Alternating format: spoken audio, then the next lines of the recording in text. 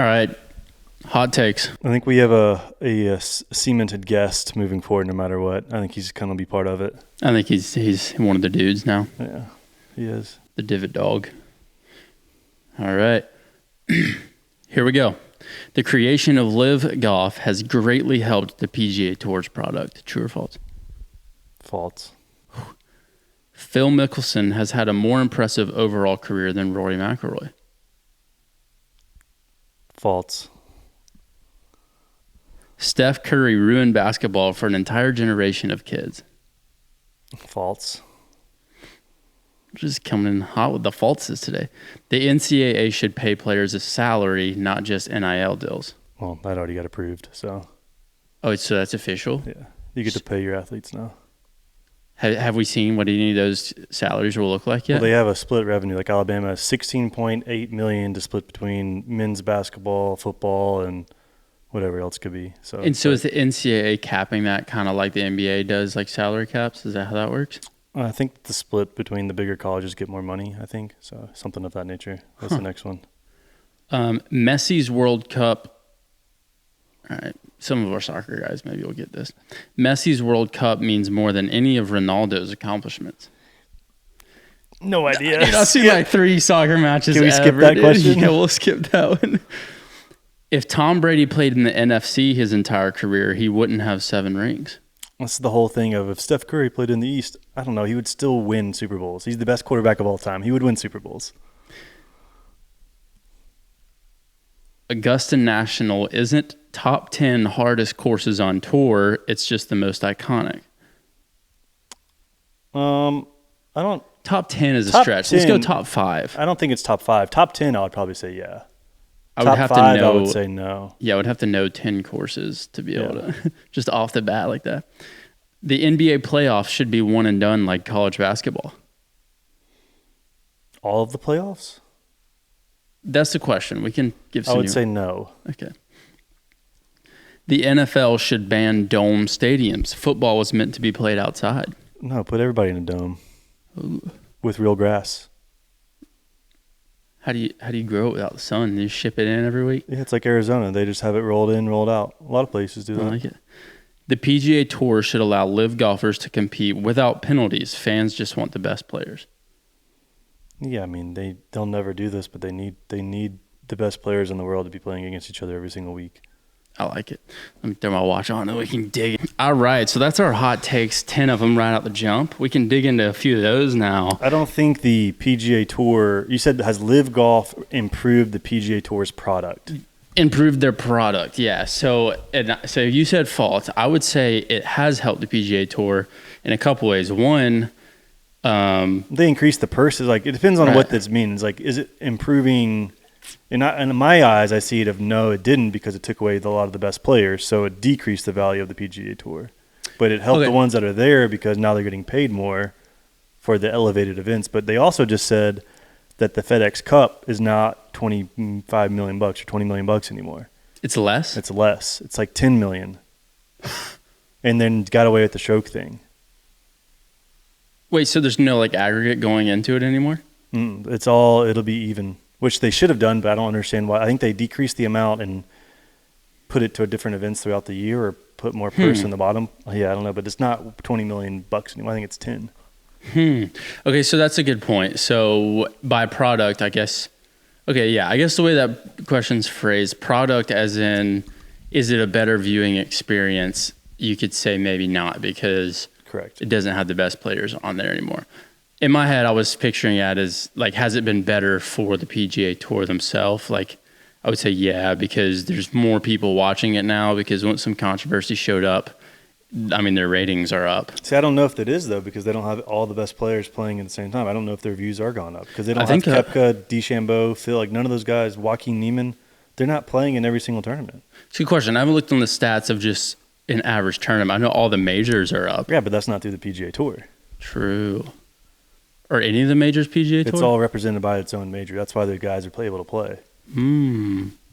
So that's majors, yeah. So yeah, for sure up. That's probably something we can find out pretty quick. Is PGA Tour overall, are their ratings up or down? There's some good questions here from Instagram we need to get to. In the last 2 years, is the PGA Tour's ratings up? Wow. Okay. So Sunday non-majors viewership dropped from 2023 to 2024, 20% almost. That's a lot. Because you have some of these tournaments, if it's not an elevated event, you have no one playing in it. You have no big name playing in it. Wow. Yeah, that's nuts. It's down bad low-key, dude. Okay, wow. Okay, well, yeah. Liv low-key cooked everybody then. Okay, so the other one that blew my mind, you said you think Rory McIlroy's had a better career than Phil Mickelson. Career Grand Slam. So Phil doesn't have a Grand Slam? He doesn't have a career Grand Slam, no. But he's got what, like 7 or 8 majors, right? The career Grand Slam is by far the hardest thing to do in golf, and he's done it. Like, he'll go down as one of the best golfers in the history of the PGA Tour. And you have to think about Phil went up against Tiger every week.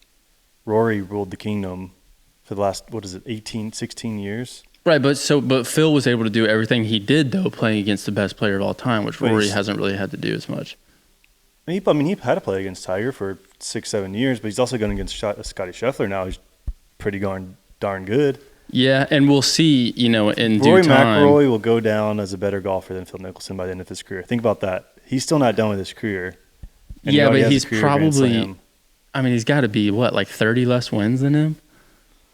Like, that's a big deal. Yeah, but Phil's also 20 years older than him. Yeah, but Phil hasn't really been winning for the last 10, 15, right? As of last 15 years, but not the last time. 9. I think Rory McIlroy could still win 10 more times. He totally could. That's my opinion. I think Rory will go better. That will be a better career golfer than Phil. Yeah. Yeah. Okay. So yeah, that's valid. The Grand Slam thing is big. I think it's a bigger deal that he's won more majors.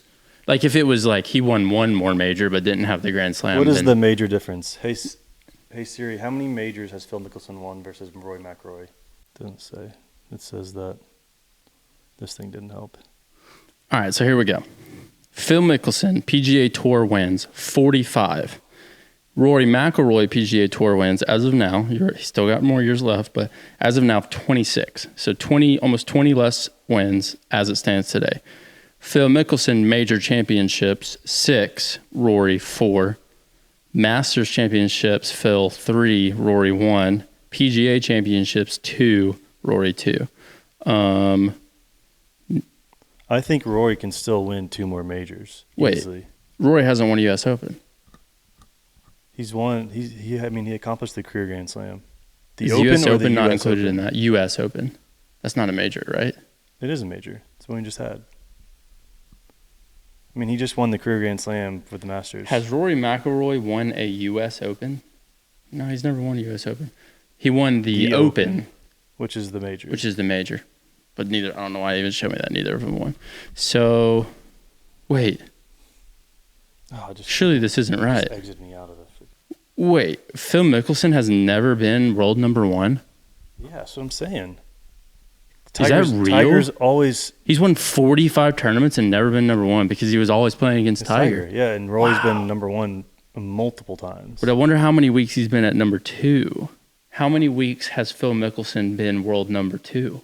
270 weeks at world number 2. Yeah, how probably horrible all is of that? those were behind Tiger. And that's what got our conversation last time. Our last pod was imagine how good Phil would have been if Tiger never existed. He would have been the world number 1 for 500 straight weeks. So, but in my mind, that makes me think his career is better than Rory's. Like, well, I guess I don't know if you say better career, but you can say better golfer though. Better golfer? How do you just going to base it off of wins? Well, no, because, wins is a big part of it, but the fact that he had to play against better competition, it changes a lot. It depends. I think the game's a lot different from when it was 20 years ago, even when Tiger was playing. I think it's kind of like the old school Larry Bird versus LeBron James. It's different style of basketball.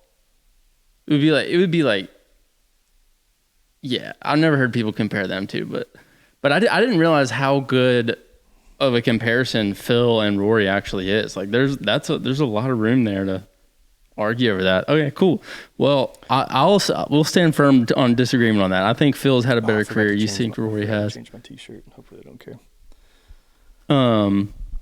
Messy. Yeah, I got the ones from this Instagram. So we put a message out on Instagram saying ask us questions to the podcast. Doesn't have to be sports related. This comes from Master Splitter 615. Waffles or pancakes? If it's just answer the question. Oh, dude, it depends, dude. Are we gonna go back to these? Well, we'll both say our answers. Okay. Pancakes. Yeah, I like pancakes with an asterisk. Yeah. If it's Waffle House waffles, they're better though. Blueberry waffles from Waffle House. Okay, that's my favorite. This says from Dog Loves Pandas. Why and how did you start your podcast? This one? I'm assuming. Oh, they might have watched us from the original. You never know.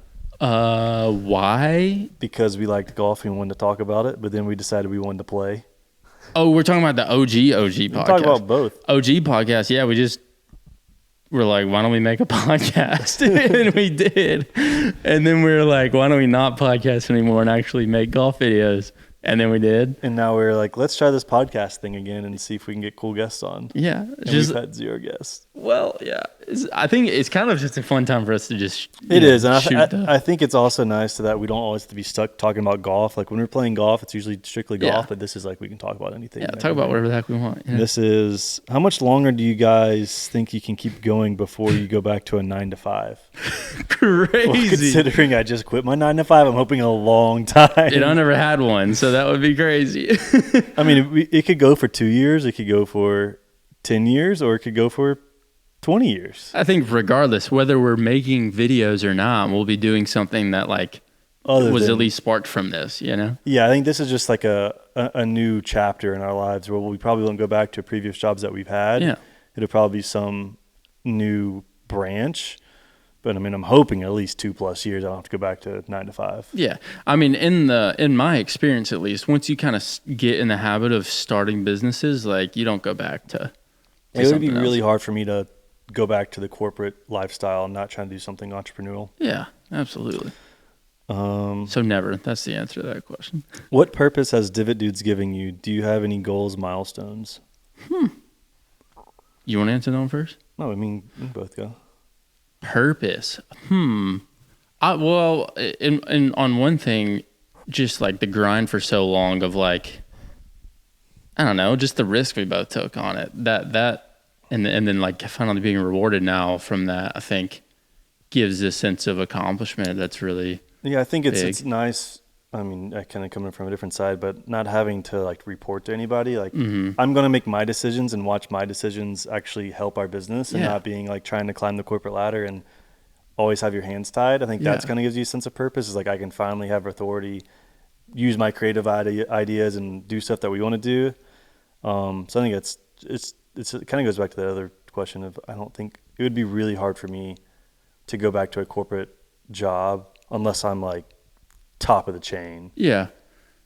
I mean, just with that, like the idea of the decisions we're making are purely just like what's best for us and our families, and because we care about like our product now. It's not just like making shoes for some shoe company. It's like, no, this is our thing. We care about the business itself and our family. So and I think it's also given us like being able to see a new side of like the entrepreneur side of things. Like owning your own business is not for the weak.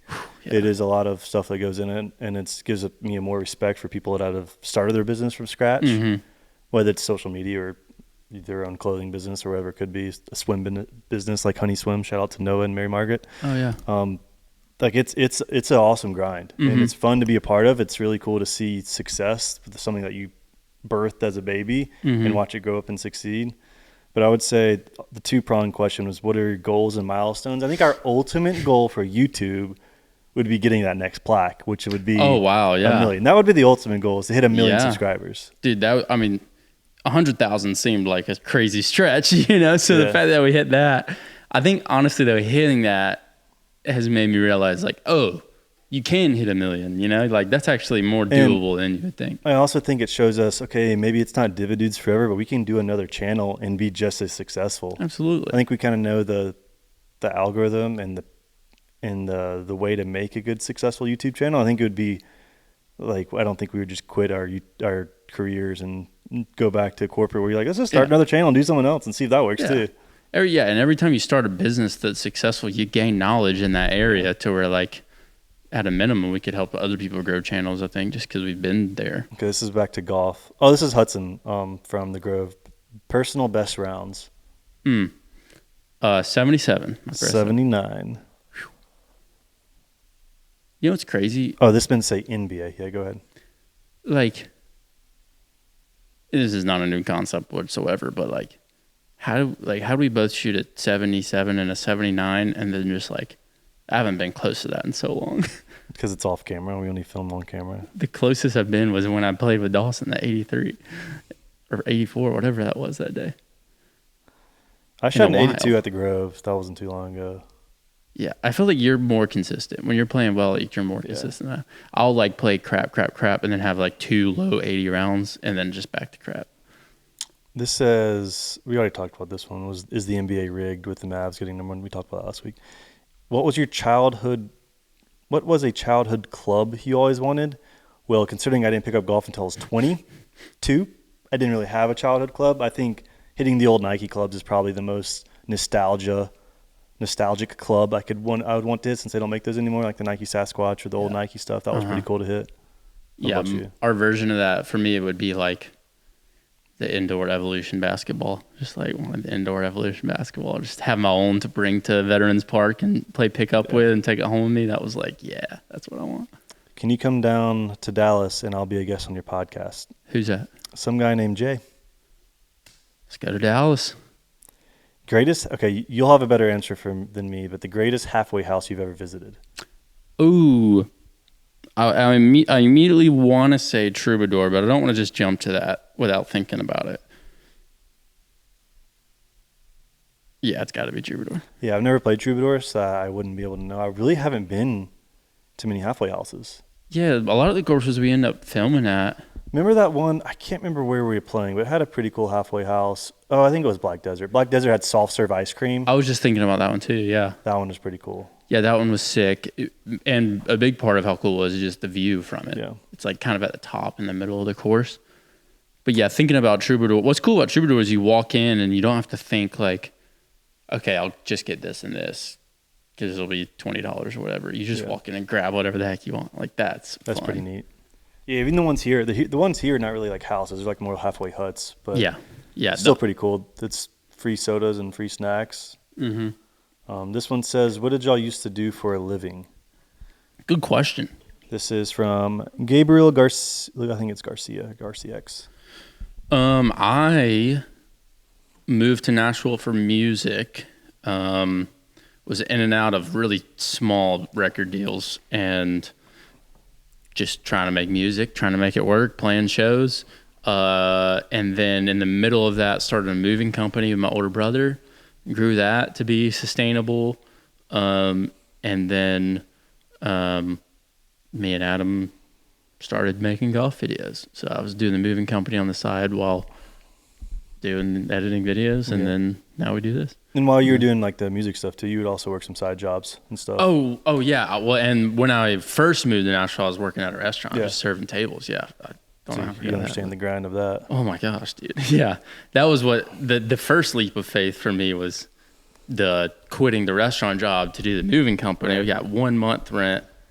We had got a job. I was like, cool, this job will pay 1 month's rent. I'll quit the moving company, or I'll quit the restaurant, jump into that. And I think that that at the time felt like a bigger leap of faith than the Divot Dudes, because Divot Dudes was a slower burn. It wasn't like we don't have any income, let's just quit our jobs. Like we're pretty safe with the Divot Dudes part, I think.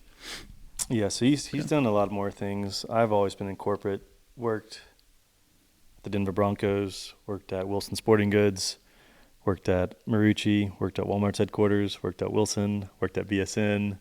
So I've always been in the corporate lifestyle. I've always been in sales my whole life, so I've kind of always understand it's you eat what you kill. So, I mean, we already talked about Mizuno. Yeah, it wasn't our first podcast. You got fired. Was the whole thing. So if you didn't see that, I mean, you click one of those in the middle. This is an interesting question. This is from official TikTok Zeus. Who would win in a blindfold competition between you and Connor, 1 hole, par 5? The score would be 500 to 449. Yeah, it's a wash at that point. Yeah. I got the drunk goggles though. I think that would probably be more fun than blindfold, because blindfold you're just hitting. You're just clueless. I think not Divot. I think Good did that though. Blindfold? Nice. That'd be hard. I don't think I'd want to do that. Is Divot Dudes y'all's full-time job? Yes. Yes, sir. Is getting all the effort you guys? Maybe you said pudding. It does say pudding. Wow. I said getting. Is putting all the effort you guys have into social media worth it? From Louis Cortez. Yeah. 100%. Yeah. Dude, for sure. We're sitting right here on a freaking Tuesday at 3 o'clock. Wait, I don't even know what day it is. And this is our job. Thursday? Exactly. I don't even know what day it is. What day is it? The amount of times it's for sure Thursday. I said Tuesday. Yeah, dude. The amount of times we're just on the course and we're like, this is our job, dude. Like, we're shocked. It's unreal. I would recommend, and that's what I always tell people is like, oh man, I wish I would do that. Like, dude, it's never too late. Just start posting videos. If you don't want to do YouTube, just start posting TikTok on your phone. And if it's not videos for you, if it's just like a business or like something you're passionate about, why not just give it a shot on the side for a little bit? Or like just don't quit your job yet. Just do it on the side. Maybe work on the Saturdays and Sundays, work extra hours, and do it for a year. And I 100% bet it works. Yeah, dude. I mean, while America's still America, just freaking give it a go if that's what you want to do. I mean, that's not for everybody. Some people, they like the idea of I can clock in, I can clock out, go home, and don't think about my job anymore. You know, some people enjoy that, but for us, what? This is the crazy question. Okay, let's go. This makes no sense. Would you rather get cancer or $5 million? Let me think about it. I'll go with $5 million. How long have you been working on that hair, Connor? Actual 2.5, 3 years now, right? Nice. Well, technically 30 years. Well, yeah, I've had hair for. I think I was born with hair. Actually, yeah, I'd give it 29 years. Most people are. This is one like the gorilla versus 100 people. This is great white shark versus 100 Michael Phelps. One great white shark. Yeah. And they're in the middle of the ocean, I'm assuming. I'm assuming I will take the great I'm going to go with the shark, bro. Yeah. Right? Yeah. I mean, you're just, yeah. I mean, you can't really kick a shark to death, can you? I don't think so. Oof. We haven't really played a lot of private courses. Hot take, not wearing course apparel of a course you have not played or tourney attended. So basically saying you can't wear Master stuff if you haven't been to the Masters. You can't wear the U.S. Open stuff if you haven't been to the U.S. Open. I'm on board for that. I don't like wearing or owning things that I actually haven't been to. If someone gave it to me as a gift, I think it's fine. That's still a little weird for me. But if you haven't been and you're just buying it on eBay, then that's suspect. You feel the same, or a gift is even weird for you? I also will do the same thing of even like at the Masters. If you've been to the Masters but you haven't been to Berkman's Place and you're wearing the Berkman's Place logo or something like that, or like Augusta National Golf Club stuff, that's also kind of sus. That's kind of like, buying a Patek on a loan. It's like, dude, you can't afford that. Why are you trying to look like you can? Well, it's the same thing with cars, though. You're buying a car on a loan. You can't afford your car. You're not buying it in cash. Well, that's hard. Well, like our 4Runner, we could have bought it, but like I didn't want to pull that money out of the market. So it just depends on the person. But still, like if someone, some people are very vowed of like, if I refuse to be car poor, and I refuse to like have a loan for a car. Mm-hmm. But I think there's also some people that are, it's like out of necessity where you have to have a big car or something like that and you have to have a loan. Yeah, there's different situations. Yeah. In the same, like if you're buying a Toyota, if we can say that because we both drive Toyotas. If you're buying a Toyota on loan, that's different than buying a Mercedes or G-Wagon on loan. You know, like one of those is going to stand out as, whoa, that guy bought a nice car. So it's like, I feel like if you're buying that on a loan, you probably got to check your motives there a little bit. Same thing with if you're wearing a Berkman's hat around and you haven't been, you're probably wanting to appear like you have been, right? He agrees. Yeah, he was mad about that. Yeah. just trying to appear like you're somebody you're not is just like suspect all around. What's your take on designer clothes? People like Chrome Hearts or Dior that you're paying. I was watching a YouTube video here. Shout out to Harrison Neville. He's from Atlanta. He's like one of the OG sneakerheads, and he was doing this $500 or this challenge where your buddy goes in and buys like mystery stuff for him. And you have to wear him out and stuff, whatever. But they went into this sneaker store that had $550 Chrome Heart jeans and then $1,400 Chrome Heart jacket. $1,400. Designer clothes. Yeah, I mean, my initial gut reaction is like, I don't really vibe with it. But you're not that with watches though. So, right. So that I think there's some situations. For one, I'm not going to buy a crazy expensive, even though I love watches, I'm not going to buy a crazy expensive watch unless it's like... Unless we had 1 million subs. We said if we had 1 million subs, we both get Rolexes. Absolutely, yeah. And I would bet we both get one before then, honestly. Like, because you can buy a Rolex for, $6,000 to $7,000 yeah, I or don't want less. one until we hit 1 million, though. You don't want one at all until it... Mm-hmm. What about like a Tag, like a $2,000 one? No. Okay. Well... but what if I bought you one? Well, I'm not going to buy you a $2,000 You don't have to buy me one. I was asking, what if I bought you one? I mean, I would wear it, yeah, but... Okay, all right. I'll keep that in mind. There's nothing of that nature where I would spend thousands of dollars on something to have, unless it's a car. Like, the only thing I think it makes sense is the car. But even like shoes, like all the nice shoes, I buy them at retail where it's like $250. They've appreciated because they're limited edition. Now they're worth $1,000 or something. Yeah. But I've never paid like over market, like $1,200 for a pair of Off-White or like Travis Scott shoes. Like right. I don't do that. So I'll give my full on thought on it. At the end of the day, I think it depends on the person's heart, and it's hard to know someone's heart. Like, if like I love watches, I'll sit and watch an 1.5 hour long video of someone just taking apart a Rolex and putting it back together. Which is so unique because if you asked him this 2 years ago, he would I would have not cared one bit. Yeah, it's like you fixated on watches over the last 1.5 years, and it's like consumed your new hobby. It is, yeah, totally. Yeah. But in the same breath, like I know someone very close to our family who all he really talks about is money. He like finally starts making money, and you can't get through a dinner without him being like, "Oh, it's pretty good week for me. I made $50K this week," and you're just like, no one cares, dude.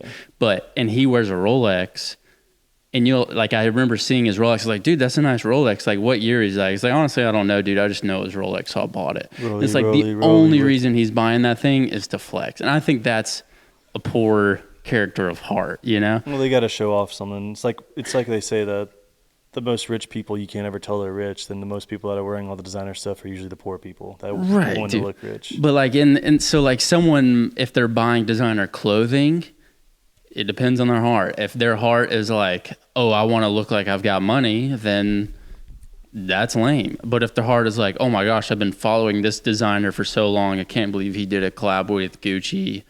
I'll spend my hard-earned money on that. Then, like, cool, dude. There's probably a pair of shoes you've bought before that you were like, this is a little bit more than I'd like to spend, but like, this is a collab or a version of this shoe that like, I gotta have that shoe, right? Because you love shoes. You've read books on them, like you've worn them since you were a kid. That goes back to my thing though. Like, I'll never buy shoes aftermarket like that though.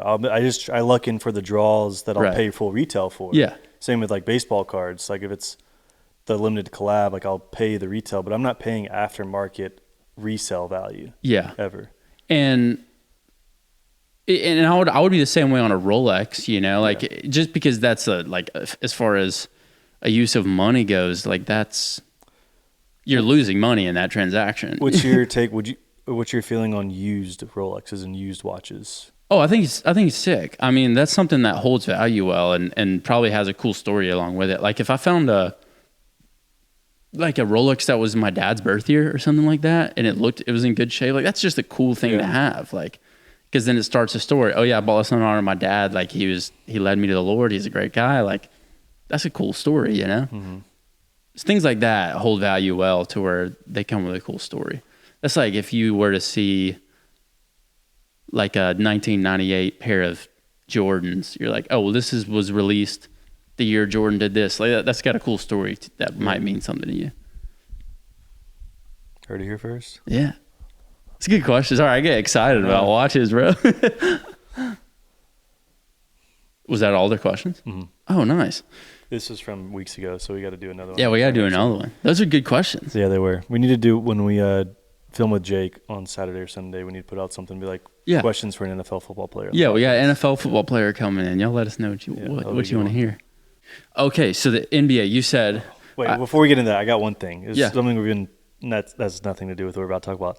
But we were watching this show called Ginny and Georgia. It's on Netflix. It's on the season 3. Is that the two ladies? It's a mom and a daughter, the single mom. I'm not sure. But it's not just about this show. This is just the movie and TV show casting in general.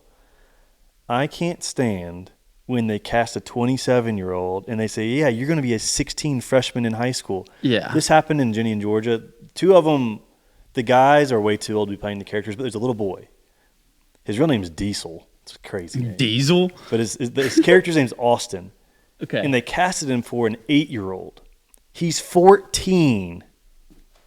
So all of these kids are in 2nd, 3rd grade, and he had a huge growth spurt from season 1 to season 3. Oh yeah, so now he looks like a 15-year-old. He was this until now he looks like he's 15, and they're in a kindergarten or classroom. So they got like tiny little desks and tiny little chairs. That's wild. And he's 14. I want to see a picture of that. Oh my gosh, dude, it drives me absolutely insane. But you don't want to recast the character. It's gonna look like Elf. It is. Yeah. And they all have like little kindergartner boot bags on, and the dude's got like literally a peach fuzz mustache, and he's supposed to be 8. Yeah, 14, dude. That's when I started shaving. That's what I'm saying. Wow. That's the stuff I cannot. I know it's hard to predict. Like, oh, maybe we'll get 1 season out of it, and you don't really know. And now it's renewed for 6 seasons. That's poor oversight on the casting crew. Right? Dang, that's wild. It's crazy. He's a 14-year-old trying to play an 8-year-old. Yeah, it's one thing when you have like High School Musical when it's like they're 21 posing as 18, but they're at like that age, you're already done with their growth spurts. I didn't even think about the idea that like. Might be small this year, but next year he's going to grow 8 inches. It happened with Manifest too. Cal Stone is ironically actually in the same show. He was 6, 7, 8 years old and has been on this show for 6, 7, 8 years now, but he's now 17 trying to play a 12-year-old. And you're like, what are we doing? Dang, dude. Yeah, that's wild. And even the 27-year-old playing a 16-year-old, that's crazy. Yeah. But the girl, Ginny, her name's Virginia. Her actress's name's Tony. She looks really young for age. She actually looks like the high schooler. But there's 2. It's hard for the older guys. They're like 24, 25. Because their hairline starts getting a little iffy. Dude, some of our friends were already cooked by like 17, dude. But don't say it. I'm not going to say his name, dude. You know, bro. You know. That's crazy. You can say it since he bought my hat. Yeah, it's fine. He owes you one. That dude. But yeah, no, that's crazy. Crazy. I think it's a little weird. It's a little bit of a culture issue too, because then you have 27-year-olds as 16-year-olds, and then if you're growing up watching a 16-year-old that's really a 27-year-old, you start thinking, oh, that's what 16-year-olds are supposed to look like. It warps your perspective. Yeah, like if you look at the pictures of like the Nickelodeon Kids Awards or whatever from 2008 versus now, they look like 15-year-olds in 2008, but now they all look like they're 25, and it's like, dude, quit forcing kids to grow up. That got way deeper than like. It did, yeah. Okay, but the NBA. So the NBA playoffs are long as crap, which if your team loses, it's like, I'm not watching the rest of this. So, but the question was, should the NBA playoffs be like college where it's one and done? You said no. I said no too, but I would add they should have like round 1 and 2 maybe, like 2 losses or 1 loss. And then once you get to the finals is a 7-game series, in my opinion, 7-game series. But the first couple rounds make them a little dicier, you know? Well, they're not all 7-round series, 7-game series. NBA, yeah. They're all 7 rounds? Every single round except for the play-in game, yeah. It's the longest crap. Like you can have game 7s in the first round in every single matchup. Yeah, it should just be best of 3 like baseball does. Yeah. It makes it so long. Yeah, it is interesting. Did you see, totally off topic, did you see Auburn's new Nike uniforms? No, they released them? Yeah, today was their official first day. Oh my gosh, how do they look? They look just like the Under Armour ones, but with the Nike swoosh on them. I like it. They didn't change anything.